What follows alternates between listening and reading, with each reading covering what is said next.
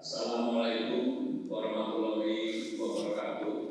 Yang kami hormati Bapak Presiden, Bapak Wakil Presiden, para peserta rapat terbatas dengan kebebasan Korporasi Petani dan Nelayan dalam mewujudkan transformasi ekonomi.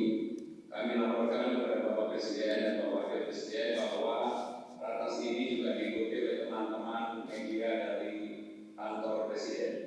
Kita akan memulai acara dengan arahan Bapak Presiden. Kepada Bapak Presiden dipersilakan. Bismillahirrahmanirrahim. Assalamualaikum warahmatullahi wabarakatuh. Selamat pagi, salam sejahtera bagi kita semuanya.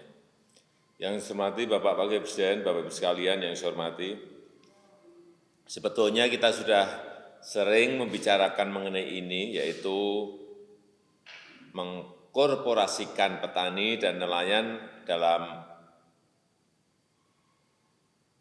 tujuan meningkatkan taraf hidup mereka dan juga sekarang tentu saja dalam mewujudkan transformasi ekonomi. Saya ingin mengingatkan kita semuanya bahwa di tengah pandemi sektor pertanian telah menyumbang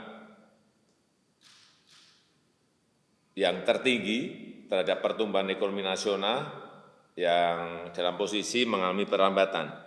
Di kuartal kedua, sektor pertanian tumbuh positif sebesar 16,24%, dan pertumbuhan positif di sektor pertanian ini perlu kita jaga momentumnya sehingga bisa memberi dampak yang signifikan terhadap peningkatan kesejahteraan petani maupun nelayan.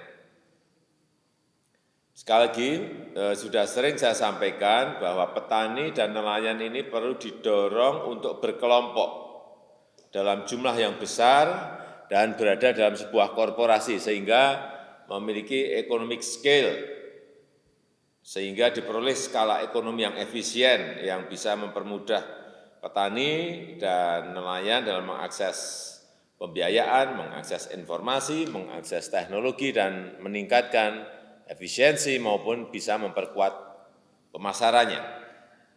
Pola pikir juga perlu berubah, tidak semata-mata fokus pada on-farm, tapi bergerak pada off-farm, sisi pasca panen, sisi bisnisnya, yaitu dengan membangun proses bisnis dari produksi sampai ke pasca panen. Saya melihat implementasi model korporasi petani dan nelayan belum berjalan optimal di lapangan. Memang kita melihat ada kelompok-kelompok tani, kelompok-kelompok nelayan, tapi belum terbangun sebuah model bisnis yang memiliki ekosistem yang bisa dilengkan, disambungkan mungkin dengan BUMN atau mungkin dengan swasta besar.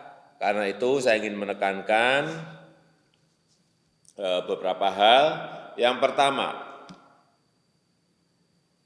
saya minta kita fokus membangun satu atau maksimal dua model bisnis korporasi petani atau korporasi nelayan di sebuah provinsi sampai betul-betul jadi. Sehingga ini nanti bisa dijadikan benchmarking, bisa dijadikan contoh, bisa dikopi di provinsi yang lain, dikopi oleh kelompok tani dan kelompok nelayan yang lain. Karena belajar dari pengalaman, saya yakin akan banyak kelompok tani, kelompok nelayan lainnya mau mengkopi, mau meniru, kalau melihat ada contoh korporasi nelayan atau korporasi petani yang dilihat berhasil dan bisa mensejahterakan. Yang kedua, juga peran BUMN, peran swasta besar atau BUMD bukan semata-mata sebagai off-taker, tapi juga bisa mendampingi mereka, mendampingi korporasi petani, mendampingi korporasi nelayan, sampai terbangun sebuah model bisnis yang betul-betul berjalan. Ini yang belum.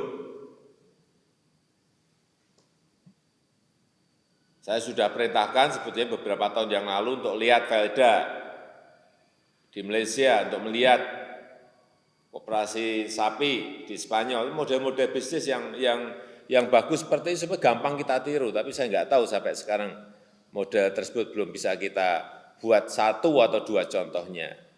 Dibangun ekosistem proses bisnisnya, disambungkan dengan sistem perbankan, disambungkan dengan inovator teknologi, dibenahi manajemennya. Saya kira kalau ini dilakukan, termasuk tentu saja intervensi dalam pengolahan hasil panen, mulai packaging, branding, sampai tentu saja strategi pemasaran.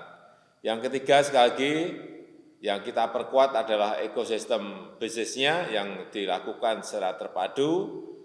Karena itu saya minta kementerian dan lembaga memperkuat ekosistem yang kondusif bagi pengembangan korporasi petani dan korporasi nelayan melalui penyiapan regulasi yang mendukung ke arah itu. Saya rasa itu yang bisa saya sampaikan. Terima kasih.